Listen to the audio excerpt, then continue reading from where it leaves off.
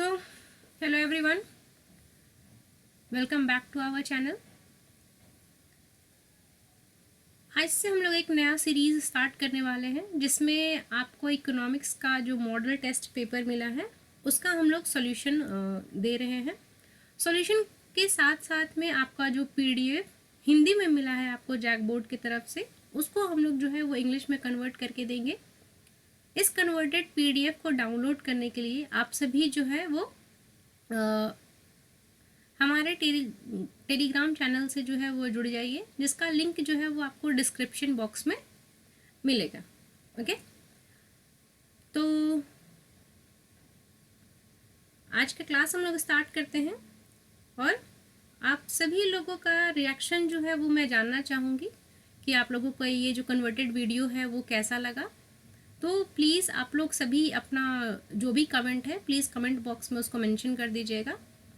मुझे पढ़ के आप लोगों का जो भी ओपिनियन है वो मुझे बहुत अच्छा लगेगा।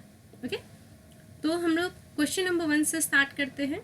यहाँ पे है two goods x and y production possibility curve is given.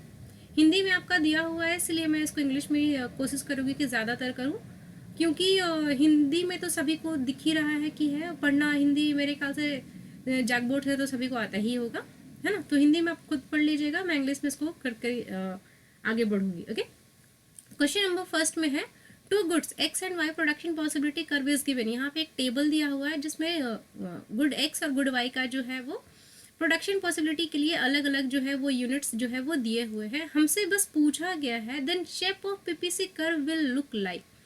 तो हमसे पूछा गया है कि पीपीसी कर्व जो है वो किस तरीके से दिखेगा। तो हम लोगों का ऑप्शन नंबर ए है। यहाँ पे जोड़ लीजिएगा इसको, concave to the origin, convex to the origin, negative and downward sloping, positive and upward sloping. तो इसका आप सभी से मेरा रिक्वेस्ट रहेगा कि आप लोग सभी जो है इसका आंसर कीजिए और साथ साथ में इसको पहले पॉज कर लीजिएगा। ओके, पॉज करने के बाद में इसका आंसर कर लीजिए, उसके बाद में वापस से उसको अनपॉज करके उसको आप देखिए कि आपने क्या सही आंसर किया या नहीं किया। तो इसका ऑप्शन होगा C, negative and downward sloping. Okay, हम लोग जानते हैं कि पीपीसी कर्व जो है वो डाउनवर्ड और कॉनकेव, कॉन्वेक्स, डाउनवर्ड, अपवर्ड होता है। तो अपवर्ड तो होता ही नहीं है, कॉनकेव, कॉन्वेक्स, डाउनवर्ड स्लोपिंग होता है। तो उसका ऑप्शन हम लोगों का हो जाएगा सी। ठीक है, क्वेश्चन नंबर 2 है which of the following is the central problem of economy. हम लोगों का सेंट्रल प्रॉब्लम ऑफ इकोनॉमी जो है वो 3 है, what to produce, how to produce and for whom to produce. तो यहाँ पे हम लोग जो है वो सॉरी, यहाँ पे मेरे ख्याल से मिस्टेक हो गया है। यहाँ पे मुझे लिखना चाहिए था व्हाट टू प्रोड्यूस। ओके, ये मिस्टेक है यहाँ पे। तो यहाँ पे हो जाएगा हम लोगों का कि व्हाट टू प्रोड्यूस, हमें क्या बनाना चाहिए। ठीक है, हमें क्या बनाना चाहिए, या यहाँ पे सही तो लिखा हुआ था व्हाट टू, अच्छा सॉरी, उपभोग लिखा हुआ है। ओ मिस्टेक, यहाँ पे व्हाट टू कंज्यूम ही सही है, इसके नीचे वाला जो है वो गलत है। यहाँ पे होना चाहिए था हम लोगों के कि what for whom to produce. Okay, यहाँ पे हम लोगों का होना चाहिए फॉर whom टू प्रोड्यूस। तो हमें क्या बनाना चाहिए, फॉर whom टू प्रोड्यूस, मतलब सॉरी किसके लिए उत्पादन हो। वो एक 3 ही तो main central problem of economy है, what to produce, how to produce and for whom to produce. तो इसका ऑप्शन ऑब्वियस सी बात है डी होगा। ठीक है, किसके लिए उत्पादन करें, ये इसका सही ऑप्शन होगा। Which economist used term micro and macro first. कौन से इकोनॉमिस्ट थे जिन्होंने सबसे पहला जो है वो टर्म माइक्रो एंड मैक्रो का जो है वो इस्तेमाल किया था। तो इसका डायरेक्ट आंसर है, इसे डायरेक्टली इसको बता रही हूँ, रगनार फ्रिश। क्वेश्चन नंबर 4 है, यहाँ पे कहा गया है कि a farmer chooses tractor and bull technique to plough his field. एक किसान है जिसने खेती करने के लिए या तो बैल या तो ट्रैक्टर का इस्तेमाल करना था। तो ये किस तरीके का सेंट्रल प्रॉब्लम है। तो ये मतलब कि है ना कि what to produce, how to produce, for whom to produce and how much to produce में। तो यहाँ पे हम लोगों का है कि मतलब कि कौन सा टेक्निक यूज करे, तो इसमें हम लोगों का ऑप्शन बी ज़्यादा नहीं करेक्ट लग रहा है कि हाउ टू प्रोड्यूस, मतलब कि प्रोडक्शन करना है लेकिन कैसे करना है, बैल का इस्तेमाल करे या ट्रैक्टर का इस्तेमाल करे, तो इसके लिए ऑप्शन मेरा क्या हो जाएगा, 4 का आंसर बी होगा, how to produce. Okay, next question पे आते हैं हम लोग। क्वेश्चन नंबर 4 तो हो गया। क्वेश्चन नंबर हम लोग आते हैं 5 पे। 5 में कहा गया है according to which economist utility can be measured in terms of money. Economist के किस इकोनॉमिस्ट के अकॉर्डिंगली हम लोग जो है वो यूटिलिटी को जो है वो मनी के टर्म में मेजर कर सकते हैं। ठीक है, तो यहाँ पे 4 ऑप्शन है हम लोग के पास में, Lionel Robinson, Adam Smith, Alfred Marshall या फिर वॉलरस। तो 5 का आंसर है, ये भी डायरेक्ट क्वेश्चन है इसलिए इसका आंसर क्या हो जाएगा, बी, अल्फ्रेड मार्शल। ठीक है, क्वेश्चन नंबर 6 है a person consume 4 water balls on every consumption, मतलब कि on consumption of every unit he gets 15 utils, 12 utils, 10 utils, 8 utils, then how many total utils he get। अब आपको पता है कि जब हम लोग कंजम्पशन कर रहे होते हैं तो हम लोगों को जो है वो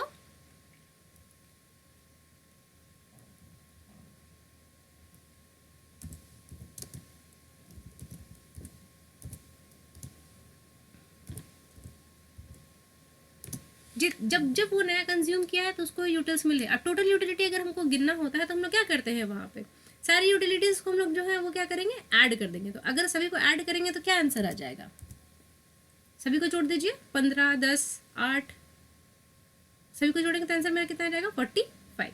टोटल यूटिलिटी का यही आंसर होता है कि जब हम लोगों के जितने भी यूटिलिटी होता है सभी को हम लोग जोड़ दिए तो मेरा टोटल यूटिलिटी जो है वो बन जाएगा। नेक्स्ट है आपका क्वेश्चन नंबर, कहाँ तक हम लोग किए थे, 5 हम लोग कर लिए आई थिंक कि, हाँ 6 भी हम लोग कर लिए। नेक्स्ट है यहाँ पे हम लोगों का 7 के लिए। यहाँ पे 7 के लिए for 2 goods rasgulla and gulab jamun budget line is as shown. यहाँ पे एक बजट लाइन जो है वो हम लोगों को दिखाया गया है।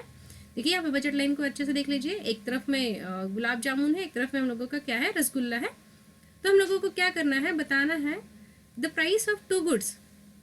यहाँ पे कहा गया है price of 2 goods is PR and PG respectively. Obvious सी बात है, PR रसगुल्ला के लिए होगा, PG गुलाब जामुन के लिए होगा। यहाँ पे बजट लाइन का स्लोप जो है वो कौन सा वाला इसमें से दिखाएगा। तो यहाँ पे ऑप्शन जो है हो जाएगा हम लोगों का जो एक्स, हम लोग क्या लिखते हैं इसको, PY/PX लिखते हैं या नहीं लिखते हैं, सॉरी यहाँ पे इसको हम लोग PX price of X by price of Y हम लोग लिखते हैं या नहीं लिखते हैं। तो उसको हम लोग मतलब कि X एक्सेस पे हम लोगों का क्या है, रसगुल्ला है, तो हम लोगों का X वाला ऊपर हो जाएगा, यानी कि R जो है वो ऊपर में होना चाहिए और G वाला जो है वो नीचे में होना चाहिए। तो यहाँ पे PR/PG वाला जो है वो करेक्ट आंसर होगा। Okay, now let's move to the another question.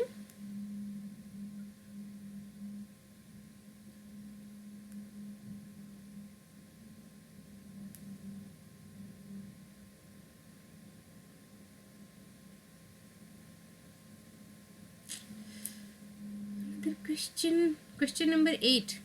देखिए यहाँ पे 8 नंबर में पूछा गया है which of the following factors will not affect demand of good.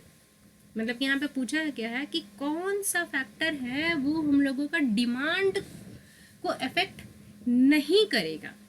तो ऑब्वियस सी बात है, प्राइस तो अफेक्ट करेगा ही, कंज्यूमर का इनकम भी अफेक्ट करेगा, रिलेटेड गुड्स के प्राइस भी अफेक्ट करेंगे। कौन सा वाला जो है वो प्राइस अफेक्ट नहीं करेगा, तो फैक्टर प्राइस। रिलेटेड गुड्स हम लोग किसको बोलते हैं, कॉम्प्लीमेंट्री और सप्लीमेंट्री गुड्स को। ठीक है, फैक्टर्स प्राइस मतलब कि 4 फैक्टर्स होते हैं ना हम लोगों को प्रोडक्शन में, land, labour, capital and entrepreneur. तो उनके प्राइस जो है वो डायरेक्टली इसका डिमांड को अफेक्ट नहीं करता। ऑब्वियस सी बात है, वो प्राइस को अफेक्ट करेगा, प्राइस को अफेक्ट करेगा तो वो डिमांड को अफेक्ट करेगा, लेकिन यहाँ पे डायरेक्ट रिलेशन किसी तरीके का नहीं है। तो यहाँ पे फैक्टर प्राइस जो है इसका हम लोग आंसर कर सकते हैं। क्वेश्चन नंबर 8 तक हम लोग कर चुके हैं। क्वेश्चन नंबर 9 पे हम लोग आते हैं। इसमें है कि यदि गुड एक्स की कीमत कम होने से वस्तु वाई की मांग कम हो जाती है तो इन दो वस्तुओं को क्या कहा जाएगा, है ना। जैसे कि एक प्राइस है गुड एक्स का, अगर रिड्यूस हो जाता है तो उसका डिमांड वाई का जो है उससे रिड्यूस हो जाएगा। तो ये किस तरीके का गुड है आपस में। तो ऑब्वियस सी बात है, अगर गुड एक्स का प्राइस कम हुआ है तो जो वाई के कस्टमर होंगे वो एक्स पे चले जाएंगे, तो वाई का डिमांड भी घट जाएगा। तो ये किस तरीके के गुड में हम लोग देखने को मिलता है, हम लोगों का कॉम्पिटिटिव गुड्स जो होते हैं उसमें हम लोग इस तरीके का चेंज जो है वो देखते हैं। ठीक है, नेक्स्ट है हम लोगों का question number 9, sorry question number 9 हम लोग कर लिए। क्वेश्चन नंबर है हम लोगों का 10। ये थोड़ा सा मैथमेटिकल एक छोटा सा फॉर्मूला बेस्ड क्वेश्चन है। If price of a good x, if a price of a good decreased by 5% and demand increased by 8%, then find the price elasticity of the good।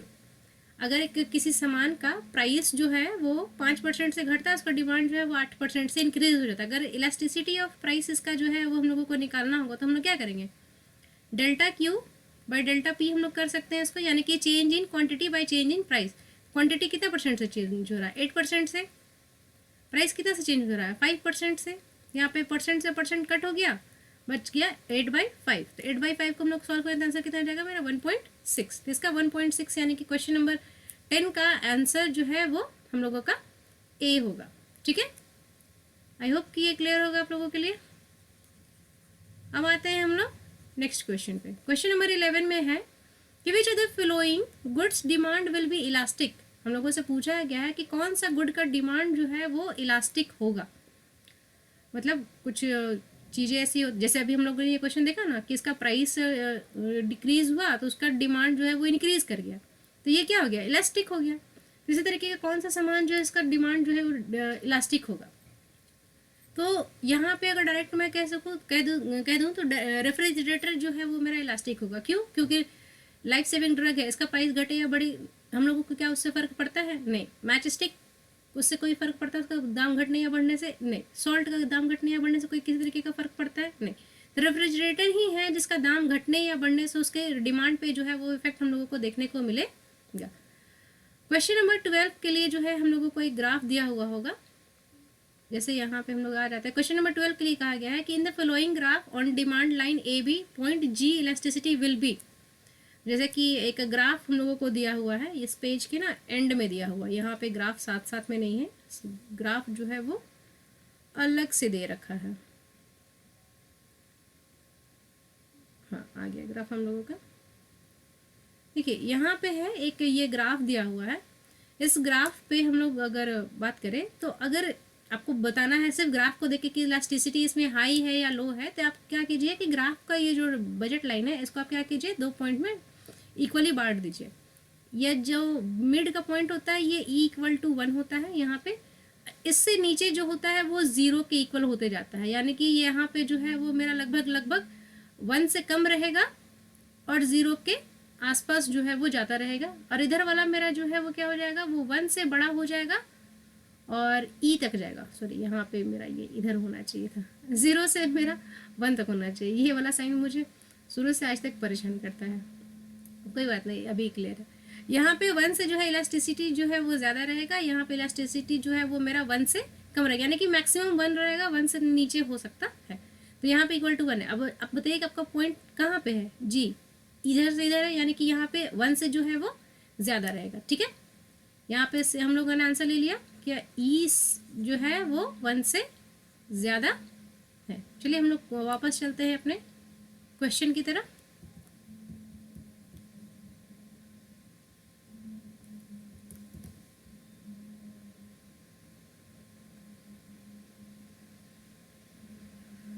Question number 12 हम लोग कर रहे थे, वो हम लोग कर लेते हैं। हाँ, तो यहाँ पे इसका आंसर क्या हो जाएगा 12 का डी, जिसमें क्या हो जाएगा 12 का आंसर हो जाएगा हम लोगों का डी, जिसमें 1 से अधिक हम लोगों का आंसर है।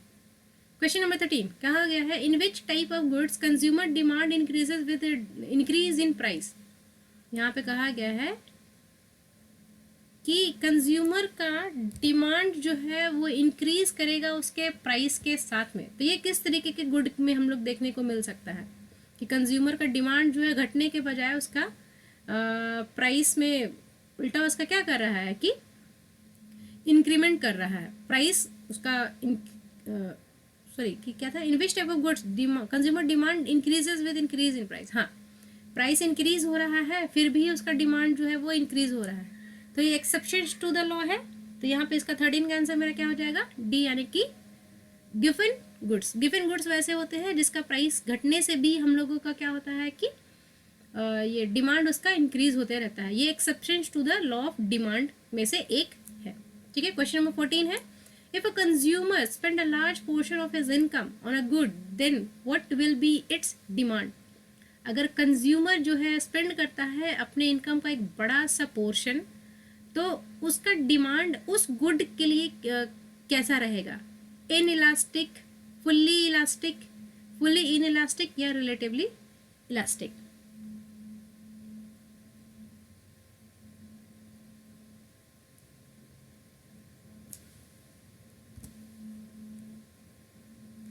ठीक है, तो इसका आंसर मेरा क्या हो जाएगा, यहाँ पे 14 का आंसर मेरा क्या हो जाएगा, ए। ठीक है,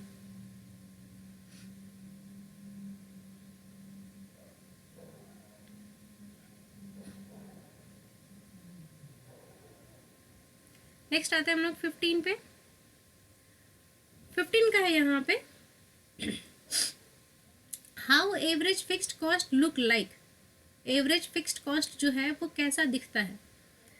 तो आपको पता है कुछ हम लोग जो प्रोडक्शन कर रहे होते हैं तो कुछ ऐसे गुड्स होते हैं, कुछ ऐसे सॉरी फैक्टर्स होते हैं जिनका प्राइस जो है वो हम लोगों को पे करना ही पड़ता है, हम लोग उसको यूज़ करें या ना करें। तो उस तरीके का कॉस्ट को हम लोग क्या बोलते हैं, फिक्स्ड कॉस्ट बोलते हैं।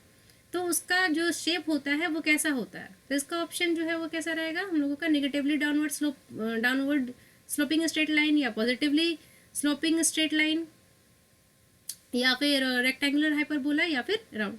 तो इसका आंसर हम लोगों का 15 का आंसर क्या हो जाएगा, सी, रेक्टेंगुलर हाइपरबोला। रेक्टेंगुलर हाइपरबोला देखने में कैसा होता है, देखिए यहाँ पे मैं आपको ड्रॉ करके दिखा दी, एक इस तरीके का, जैसे सपोज कीजिए आपका ये ग्राफ है ना, ये आपका ग्राफ पेज है, तो यहाँ पे इस तरीके का एक ग्राफ आप लोग देखे होंगे कि आपको देखने को मिलेगा। तो इस तरीके का हम लोग ग्राफ हम लोग बोलते हैं रेक्टेंगुलर हाइपरबोला। ठीक है,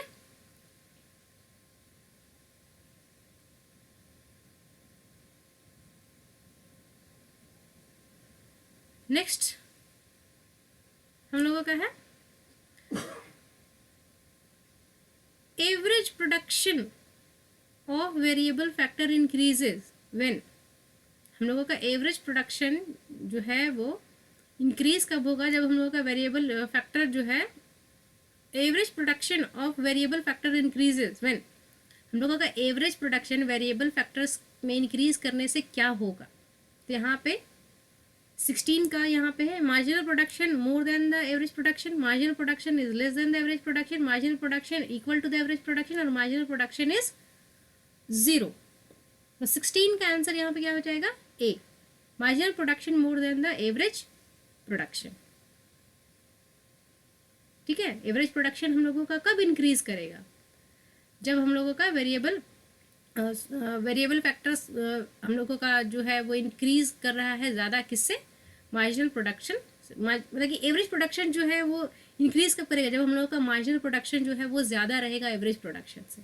ठीक है, क्योंकि मार्जिनल जुड़ते जाएगा तभी ना वो और इंक्रीज कर देगा एवरेज को ही हम लोगों को, है ना। अगर वो कम हो जाएगा, मार्जिनल में ही कम हो जाएगा, तो वो धीरे धीरे क्या करता है, एवरेज को घटाना शुरू कर देता है।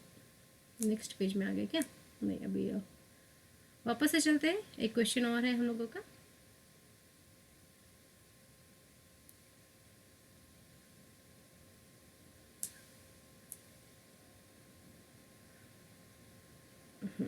क्वेश्चन नंबर 17, कुल उत्पादक अधिकतम होता है जब सीमांत उत्पादन का मान डैश होता है। Total production will be maximum when marginal production value is what, 0, negative, इसका होगा 2 ऑप्शन और है इस ग्राफ के नीचे, पॉजिटिव एंड मैक्सिमम। तो क्वेश्चन नंबर 17, इसका आंसर हम लोगों का क्या हो जाएगा, 0। ठीक है, हम लोगों का टोटल प्रोडक्शन मैक्सिमम कब होता है, जब हम लोगों का मार्जिनल प्रोडक्शन जो कितना होता है, 0 होता है। नेगेटिव जाने लग जाएगा तब तो वो टोटल प्रोडक्शन को क्या करेगा, नेगेटिवली ही, मतलब कि उसके वजह से टोटल प्रोडक्शन मेरा क्या हो जाएगा, डिक्रीज करना स्टार्ट कर देता है। ठीक है, नेक्स्ट आते हैं क्वेश्चन पे।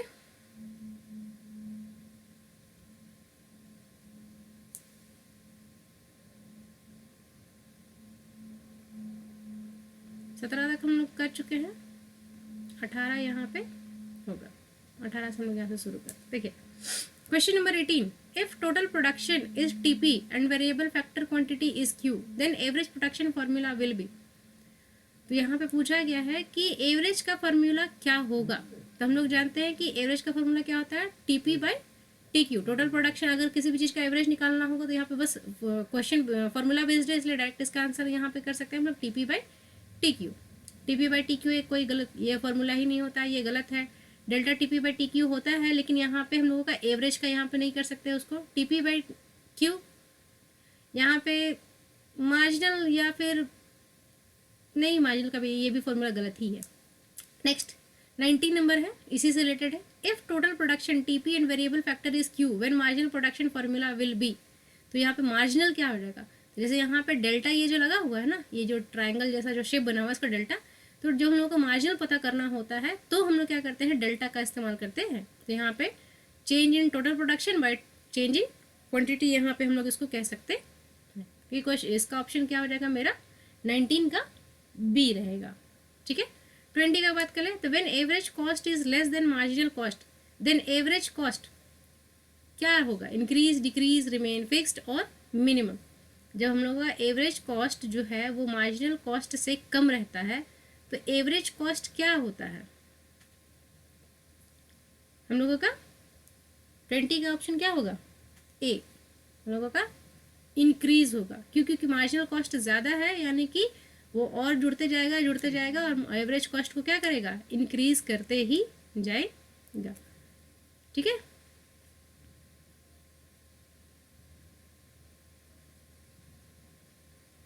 हम लोग कौन सा किया अभी क्वेश्चन नंबर, आई थिंक कि 20 हो गया हम लोगों का, हाँ 20 हो गया। 21 करते हैं। Law of variable proportion explains about how many level of production. Law of variable proportion जो है हम लोगों को कितने लेवल ऑफ प्रोडक्शन के बारे में बताता है। तो ऑप्शन है यहाँ पे है 1, 2, 3 एंड 4। तो 21 का आंसर मेरा कितना हो जाएगा, सी। यहाँ पे 3 लेवल होते हैं प्रोडक्शन के, स्टेज 1, स्टेज 2, स्टेज 3 करके। तो वहाँ पे हम लोगों का ये रहेगा 21 का सी ऑप्शन जो है वो करेक्ट है। What is the shape of short run variable cost. Short run variable cost का शेप कैसा होता है, तो ये तो डायरेक्ट क्वेश्चन है। वेरिएबल कॉस्ट का हम लोगों का कैसा होता है, इस तरीके से ऐसे जाकर कैसे यू शेप में होता है ना कर्व, तो वो मेरा यू शेप्ड में रहेगा। तो 22 का आंसर मेरा क्या हो जाएगा, बी। ठीक है, 22 हो चुका, आते हैं 23 पे।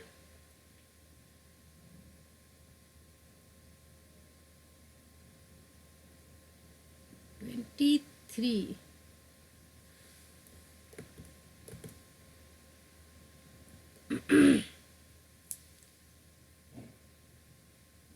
23 पे आते हैं, एक सेकेंड।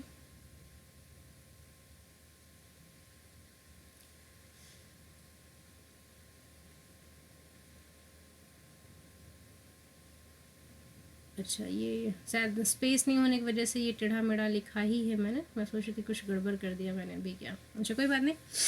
23 का ऑप्शन चलाता है, which of the following is an example of fixed cost. ये इसमें से कौन सा है वो फिक्स्ड कॉस्ट का एग्जांपल है। Salary of permanent employee, electricity bill per unit, wages of daily worker या फिर कॉस्ट ऑफ रॉ मटेरियल।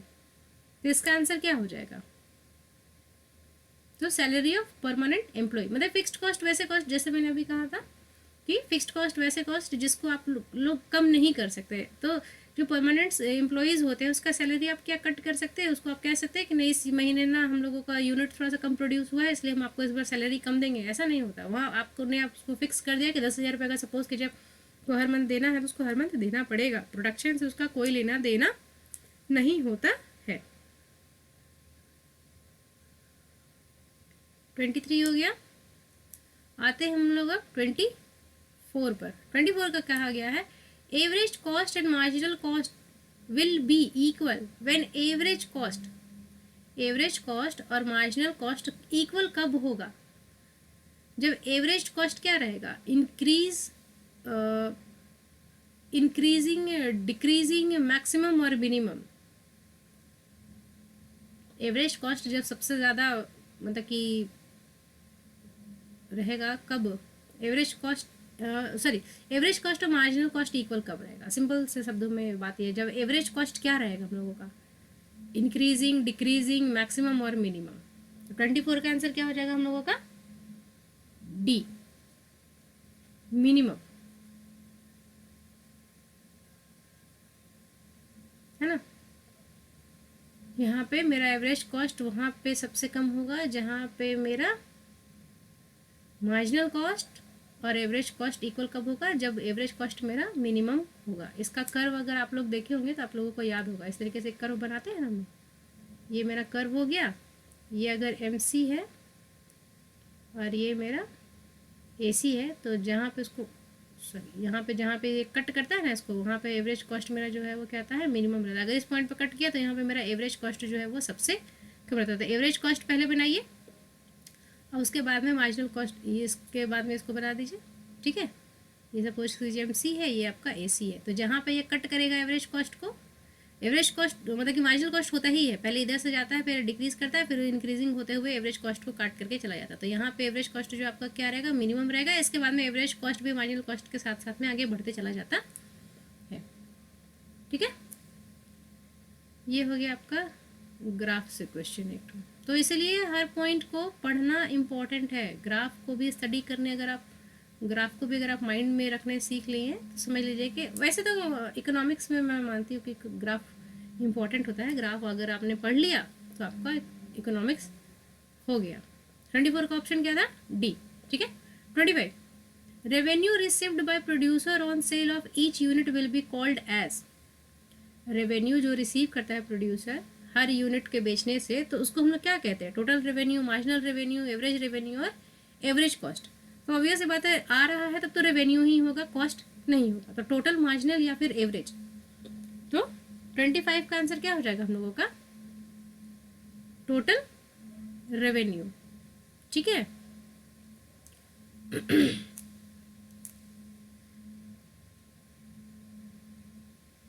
25 का हो गया। 26 में हम लोगों का सीधे फॉर्मूला बेस्ड है, तो इसमें पूछा गया है कि इसमें से कौन सा है जो कि सही है, मतलब कि फॉर्मूला जो है वो सही है हम लोगों का।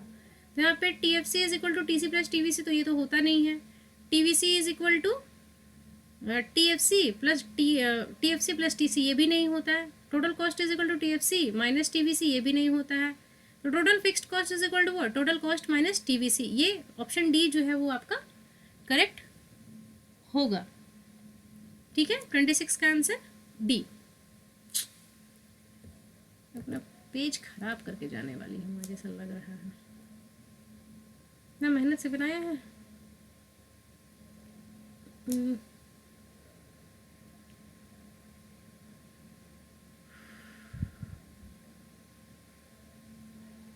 ट्वेंटी 27 तक तो हो गया आई थिंक। 27 या 28, कितना पेज नंबर है यहाँ पे?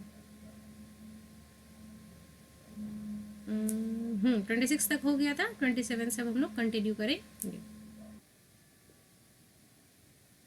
Question number 27।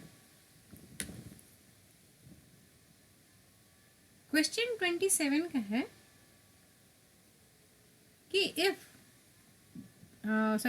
when demand of a good increases but supply does not change, then equilibrium price, मतलब कि इक्विलिब्रियम प्राइस में क्या चेंज होगा वो हम लोगों को बताना है ना। कि उसका डिमांड में तो चेंज हो जा रहा है लेकिन सप्लाई में किसी तरीके का चेंज नहीं हो रहा, तो उसका इक्विलिब्रियम जो प्राइस है उसमें क्या चेंज आएगा। इसको हम लोग ग्राफ से समझते हैं। जैसे कि मान लीजिए ये हम लोगों का ग्राफ है, ये डिमांड का ग्राफ है डाउनवर्ड स्लोपिंग, ये सप्लाई का ग्राफ है अपवर्ड स्लोपिंग। जहाँ पे दोनों मीट करता है ये हो गया हम लोगों का इक्विलिब्रियम प्राइस। अब यहाँ पे कहा क्या गया है कि हम लोगों का डिमांड में इंक्रीज हो रहा है। अगर ये इंक्रीज हो रहा है डिमांड में, यानी कि हम लोगों का डिमांड जो है इधर की ओर में शिफ्ट करेगा। राइटवर्ड शिफ्ट ही होता है ना जब इंक्रीज करते हैं। तो नया इक्विलिब्रियम पॉइंट हम लोगों को ये मिल गया है ना, ये मिल गया है। तो यहाँ पे आप देख रहे हैं कि इसका प्राइस जो कि पहले P1 यहाँ था, अब P2 हम लोगों का यहाँ हो रहा है, यानी कि ये नीचे से ऊपर की ओर में गया, यानी कि प्राइस में चेंज हुआ होगा। तो इसलिए हम लोगों का ऑप्शन बी जो है इसका करेक्ट होगा। यहाँ पे हम लोगों का प्राइस जो है वो इंक्रीज कर रहा है, सप्लाई में चेंज नहीं होगा, उसके डिमांड में चेंज होने से। Okay, option B is the correct answer.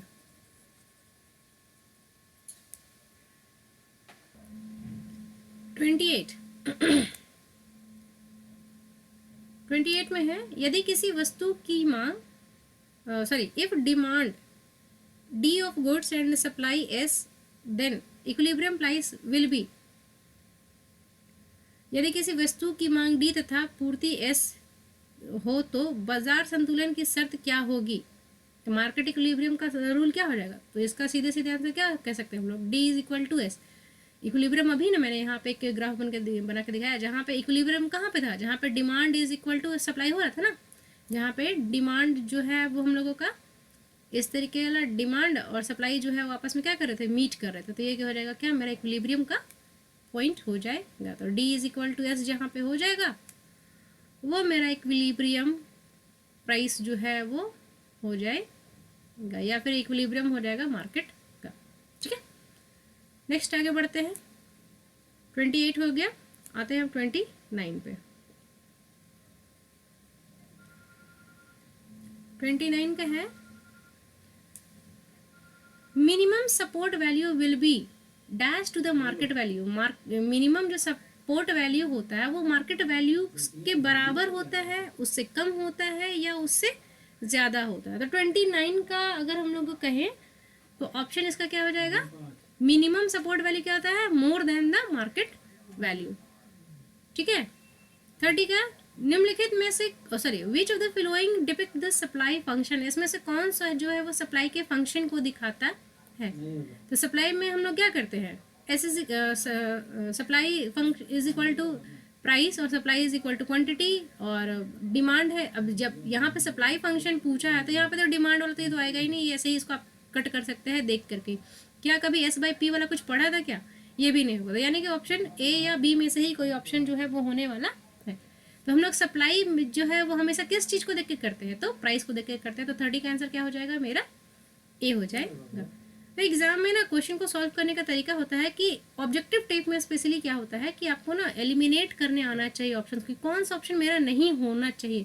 इस क्वेश्चन में आप फंस जाए ना कि इसका आंसर क्या होगा, ए होगा या बी। तो पहले ना ऑप्शंस को एलिमिनेट करना सीखें।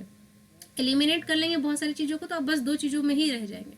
तो 2 चीज़ों में आप इजीली डिसाइड कर सकते हैं कि कौन सा जो है वो मेरा सही आंसर हो सकता है। जनरली उसमें अगर तुक्का भी आप लगाएंगे ना तो सही ही लगेगा, है ना। 50-50 पर चांसेस फिर वहाँ पे हो जाएगा अगर आप एलिमिनेट कर देते हैं तो। ठीक है, 32 का, what is the aim of producer. Producer का एम क्या होता है, प्रॉफिट मैक्सिमाइज करना, रेवेन्यू मैक्सिमाइज करना, कॉस्ट को मैक्सिमाइज करना या मिनिमाइज करना प्रॉफिट को। तो ऑब्वियस सी बात है, कॉस्ट वो मैक्सिमाइज करना नहीं चाहेगा, अपना प्रॉफिट वो मिनिमाइज करना नहीं चाहेगा, अपना रेवेन्यू और प्रॉफिट का यहाँ पे हम लोग को हो जाएगा। तो 32 का आंसर मेरा क्या हो जाएगा यहाँ पे, प्रॉफिट। रेवेन्यू नहीं, लोग क्या है वो अपना प्रॉफिट को जो है वो मैक्सिमम करना चाहते हैं। प्रॉफिट और रेवेन्यू में डिफरेंस होता है, लेकिन ये कॉमर्स वाले स्टूडेंट्स जानते होंगे कि इसमें प्रॉफिट और रेवेन्यू में क्या डिफरेंस होता है। बाकी आर्ट्स के या फिर जो साइंस के स्टूडेंट जो देख रहे हैं वो बस आप मान के चलिए कि प्रॉफिट जो है वो मैक्सिमाइज करना होता है। इसके बाद आप दोबारा इकोनॉमिक्स शायद कभी पढ़ेंगे लाइफ में, तो आप उसके लिए बस जान लीजिए कि प्रॉफिट जो है वो मैक्सिमाइज करना चाहता है। नेक्स्ट है आपका, in short run a perfect competitive firm will continue production even after incurring loss when price of a good is what. यहाँ पे 4 ऑप्शन है, equal to marginal cost, equal to average cost, more than average variable cost और equal to minimum average cost. तो 33 का answer क्या हो जाएगा, इसका भी एलिमिनेट करके आप देखिए तो यहाँ पे आपका आंसर जो है वो सी हो जाएगा। शॉर्ट रन कॉम्पिटिटिव फर्म में हम लोग क्या कहते हैं कि अगर वो इनकरिंग लॉस भी इनकर कर रहा है तो उसको हम कब तक बोलेंगे कि वो प्रोडक्शन करे, जब तक कि वो अपना एवरेज वेरिएबल कॉस्ट भी अगर वो निकाल ले रहा है ना, मतलब कि मोर देन अगर एवरेज कॉस्ट भी अगर वो हो जा रहा है, उसका प्राइस जो है वो गुड का एवरेज वेरिएबल कॉस्ट से ज़्यादा है, तब तक वो क्या करेगा, उसको अपना कंटिन्यू रखेगा प्रोडक्शन को। जैसे ही उसका एवरेज कॉस्ट यहाँ पे नहीं होगा, क्योंकि एवरेज कॉस्ट में जो है ना वो फिक्स्ड कॉस्ट भी इंक्लूडेड होता है, इसलिए मैंने यहाँ पे एवरेज कॉस्ट ये वाला नहीं लिया, एवरेज वेरिएबल लिया मैंने यहाँ पे ध्यान रखिएगा, वेरिएबल और एवरेज में कंफ्यूज मत हो जाएगा। सिर्फ एवरेज होता है ना, उसमें फिक्स्ड कॉस्ट भी इंक्लूडेड होता है, fixed and variable both are included in average cost. Next question is which kind question number next है, which of the following is not an important of perfect competition, है ना, यहाँ पे है निम्नलिखित में कौन सा विशेषता नहीं है ना, विशेषता नहीं है इसमें से कौन सा हो सकता है, तो किसका, तो परफेक्ट कंपटीशन का large number of buyer and share, ये तो होता ही है, फ्री एंट्री एंड एग्जिट, ये तो होता ही है, नो इंटरफेरेंस ऑफ गवर्नमेंट, इसको कह सकते हैं क्या कि नो इंटरफेरेंस ऑफ गवर्नमेंट हम लोगों को देखने को मिलता है, ऐसा नहीं है, गवर्नमेंट इंटरफेयर थोड़ा बहुत कर ही लेते हैं, परफेक्ट हो तो भी। वस्तु की मांग बेलोचदार, इनइलास्टिक डिमांड होता है क्या, ऐसा नहीं होता, वहाँ पे प्राइस में थोड़ा सा भी चेंज होता है ना, उसमें डिमांड जो है वो काफ़ी हद तक जो है वो चेंज हो जाता है, तो वहाँ पे हाईली कॉम्पिटिटिव मार्केट में हाईली डिमांड जो है वो इलास्टिक होता है, इनइलास्टिक होने का तो सवाल ही पैदा नहीं होता। 34 हो गया, 6 क्वेश्चन और बचे। In which kind of market there is only and only one producer, किस तरीके के मार्केट में सिर्फ और सिर्फ एक ही प्रोड्यूसर होता है, monopoly, perfect competition, imperfect competition, duopoly. इसका तो बच्चा भी जवाब दे देगा कि मोनोपोली एक ऐसा मार्केट होता है जहाँ पे सिर्फ और सिर्फ एक ही प्रोड्यूसर जो है वो होता है, ठीक है। नेक्स्ट है हम लोगों का question number 36, which of the following statement is different between perfect competition and monopoly, तो इसमें से कौन सा स्टेटमेंट जो है वो हम लोगों को मोनोपोली और परफेक्ट कंपटीशन को आपस में जो है वो डिफरेंशिएट करता है, मतलब कौन सा पॉइंट की वजह से दोनों, कौन सा एक ऑप्शन जो है वो दोनों में को अलग अलग करने में होता है। आ रहा है ऑप्शन, मैं अपना पीडीएफ ख़राब नहीं करने के चक्कर में थोड़ा स्लो ही मूव कर रही थी, क्योंकि अगर पीडीएफ ख़राब हो जाएगा तो मुझे वापस से सारा क्रिएट करना है, ऑलरेडी क्रिएट करने में काफ़ी समय लग चुका है मुझे। नेक्स्ट है, in comparison to perfect competition monopoly have more number of firms, क्या ऐसा होता है कि परफेक्ट कंपटीशन से ज़्यादा मोनोपोली में ही फर्म रहे, तो ऐसा तो संभव है, मोनोपोली ही में कहा गया है क्या सिंगल फर्म होते हैं, तो ये तो पहला वाला ही गलत हो गया। In comparison to perfect competition, monopoly decide high prices of good and sell less amount of good, क्या ऐसा होता है कि मोनोपोली में हाई प्राइस सेट कर लेते हैं और अपना कम से कम सामान बेचते हैं, तो हाँ ये सही आंसर इसका है। आगे का ऑप्शन पढ़ने का तो वैसे ज़रूरत नहीं, लेकिन फिर भी आप पढ़ लीजिए। In monopoly firm there is free entry and exit but not in perfect, ये तो गलत बात है, मोनोपोली में ही फ्री एंट्री एंड एग्जिट नहीं होता है। In monopoly goods are homogeneous but perfect competition goods are differentiated, ये उल्टा है, मोनोपोली में गुड्स होमोजीनियस नहीं होता, होमोजीनियस गुड्स कहाँ होता है, परफेक्ट कंपटीशन में। 37 में अब हम लोग आ जाते हैं, relation between price and marginal cost in monopoly competition, price और मार्जिनल कॉस्ट में मोनोपोली कंपटीशन में किस तरीके का रिलेशन होता है। 37 का आंसर क्या हो जाएगा मेरा, price is always greater than what marginal cost, क्योंकि अब मोनोपोली में अगर अपना वो प्राइस मार्जिनल कॉस्ट से ज़्यादा नहीं रखेगा तो कैसे चलेगा, है ना। तो 37 का आंसर इसका बी होना चाहिए।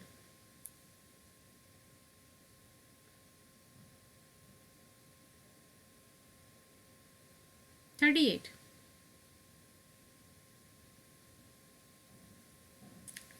वैसे मेरे ख्याल से इसका इनमें से सभी जो है वो ज़्यादा सही आंसर होगा। रीज़न इसका मैं बता रही हूँ क्यों मैं ऐसा सोच रही हूँ कि इनमें से सभी जो है वो सही होगा, ठीक है।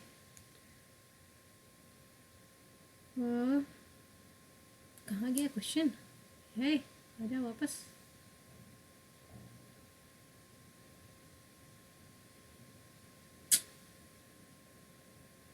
ये बहुत दिक्कत है। अब देखो यहाँ पे अगर इसको हम लोग सॉल्व करें तो यहाँ पे क्या किया गया, price minus marginal cost is more than zero. अभी जैसे कि अगर मैंने ये कहा कि ये सही है, यानी प्राइस जो है वो मार्जिनल कॉस्ट से ज़्यादा है, तो प्राइस में से हम लोग मार्जिनल कॉस्ट को माइनस करेंगे तो ऑब्वियस सी बात है वो ज़ीरो से तो ज़्यादा ही रहेगा। फिर P बाई एम सी, अब प्राइस सपोज करो कुछ भी है, मान लो यहाँ पे मेरा प्राइस 8 है और ये मेरा मार्जिनल कॉस्ट, यहाँ पे मेरा मार्जिनल कॉस्ट मान लो 5 है, तो आंसर मेरा कितना हो जाएगा, price is greater than marginal cost. अब यहाँ पे अगर हम लोग करेंगे 8 माइनस 5 तो भी ये मेरा जो है वो आंसर मेरा कितना आएगा 3, जो कि ग्रेटर देन है 0। फिर अगर प्राइस है 8, मार्जिनल कॉस्ट है मेरा 5, अगर इसको हम लोग सॉल्व करेंगे तो आंसर मेरा कितना हो जाएगा 1.6, ये भी मेरा ग्रेटर देन है 1।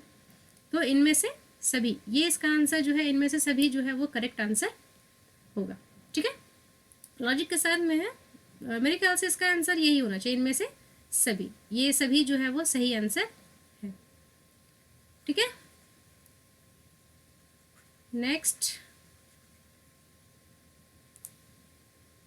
37 हो गया, 38 आइए 38 का बात करते हैं हम लोग। दो क्वेश्चन और बचे। 38 में कहा क्या गया है, which of the following market prices and marginal cost are equal. इसमें से कौन से मार्केट में मार्केट प्राइस और मार्जिनल कॉस्ट जो है वो इक्वल रहता है। तो 38 का आंसर क्या हो जाएगा, परफेक्ट कंपटीशन। एक फॉर्मूला है परफेक्ट कंपटीशन का, उसमें तो सब कुछ ही इक्वल हो जाता है परफेक्ट कंपटीशन में। A R is equal to M R is equal to A R is equal to M R is equal to A C is equal to P is equal to D. तो यहाँ पे marginal cost भी हम लोगों का क्या रहेगा, इसका इक्वल ही रहेगा। ठीक है, तो 38 का आंसर हम लोगों का B रहेगा। 38 का आंसर मैंने क्या कहा, हाँ C, हाँ C, सॉरी C, B नहीं C। 38 का आंसर क्या रहेगा सही, C। 39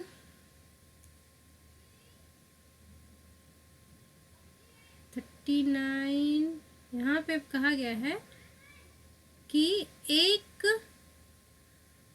विक्रेता seller sells 60 units goods at the rate of 5 rupees पर unit, then what is his total revenue. अगर एक सेलर है वो 60 रुपये के हिसाब 60 यूनिट बेचता है 5 रुपये के हिसाब से, तो उसका टोटल कितना रेवेन्यू वो अर्न करेगा। तो सिंपल क्या है, 60 इंटू 5 करेंगे तो मेरा कितना आ जाएगा आंसर 300। 39 का आंसर मेरा कितना हो जाएगा, C।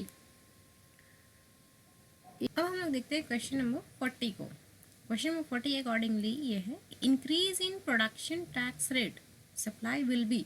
मतलब कि यहाँ पे कहने का है कि अगर आपका प्रोडक्शन रेट जो है वो इंक्रीज कर जाता है तो अब इसका इफेक्ट आपके सप्लाई पे क्या देखने को मिलेगा। तो ऑब्वियस सी बात है, जैसे ही टैक्स रेट जो है वो इंक्रीज करेगा तो इससे क्या होगा कि प्राइस भी इंक्रीज करेगा।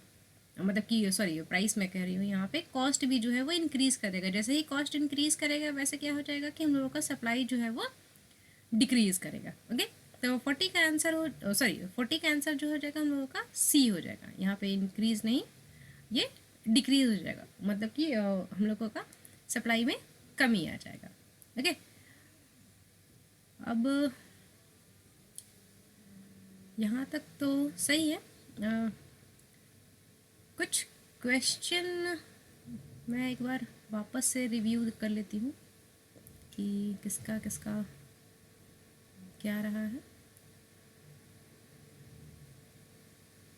एक बार देख लेना बेटर रहेगा।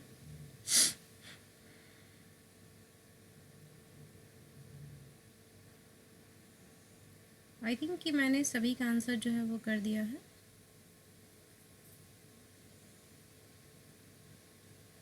अच्छा, 28 का आंसर मैंने क्या किया था, मुझे इस पर थोड़ा सा लग रहा था कि 28 का आंसर शायद मैंने यहाँ पे कर दिया D is equal to S, है ना, demand is equal to supply.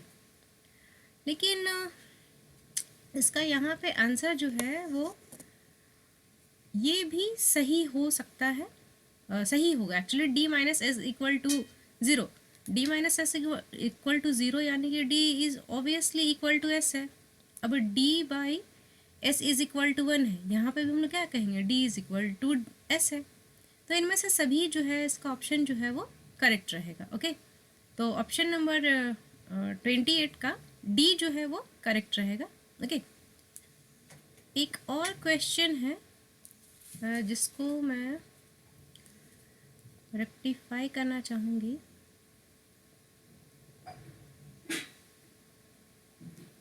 कहाँ नीचे गया क्या, नहीं ठीक है, 28 का तो हो गया रेक्टिफिकेशन।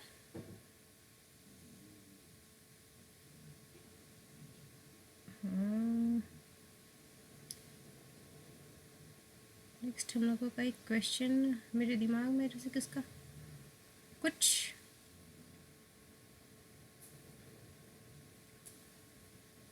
14 का आंसर जो है वो शायद मैंने यहाँ पे पूर्णतया बेलोचदार दे दिया है ना। अगर आपको ध्यान में होगा तो इसका आंसर मैंने जो है वो पूर्णतया बेलोचदार दे दिया है मेरे ख्याल से। होता है कि जब आप कंटिन्यू पढ़ा रहे होते तो आपसे थोड़ा बहुत हो जाता है। तो अगर देखिए यहाँ पे 14 का answer, if a consumer spend a large portion of income on a good then it demand will be fully elastic. Okay, fully elastic कहने का रीज़न मेरा कुछ है कि अब देखिए सपोज़ कीजिए अगर जैसे कि मैंने एक माचिस वाला यहाँ इसके ऊपर वाला ये जो मैंने एग्जांपल दिया ना, ये माचिस वाला यहाँ पे नेसेसरी लग्जरी सॉरी इसके पहले एक कहीं पे था जहाँ पे लाइफ सेविंग ड्रग्स थे और मैच स्टिक्स था या फिर लग्जरी गुड था। तो जिस पे हम लोग अपना इनकम का बड़ा हिस्सा खर्च करते हैं ना, तो ऑब्वियसली बात है कि उसका जब वो प्राइस बढ़ेगा तो उसका हम लोग क्या करेंगे, प्राइस अगर बढ़ रहा है तो उसका कंजम्पशन हम लोग कम कर देंगे।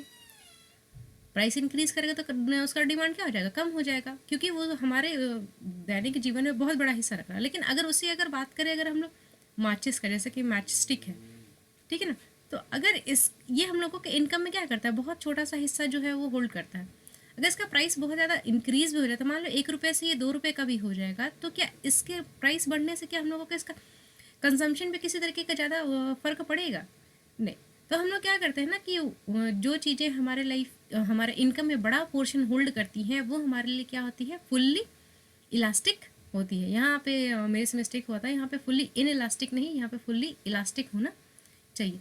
मुझे लगा ही था कि मैं अपना कुछ गड़बड़ करके आ गई हूँ शायद, इसलिए मैं एक बार रिव्यू कर ले रही हूँ इसके पहले से। अब वैसे भी जो भी है आप लोगों के लिए ओपन है प्लेटफॉर्म। अगर किसी भी क्वेश्चन में कहीं पे भी वापस से डाउट लगे तो please feel free to comment and like share and subscribe to the channel. अगर आपको ये अच्छा लगता है तो प्लीज़ अपने फ्रेंड्स के साथ में भी इसको शेयर कीजिए। आपको बेनिफिट मिल रहा है तो बाकी लोगों को भी बेनिफिट उठाने का इसका मौका दीजिए। Thank you so much for watching and hope I will meet you soon with the next set number 2. Until then, take care and bye bye.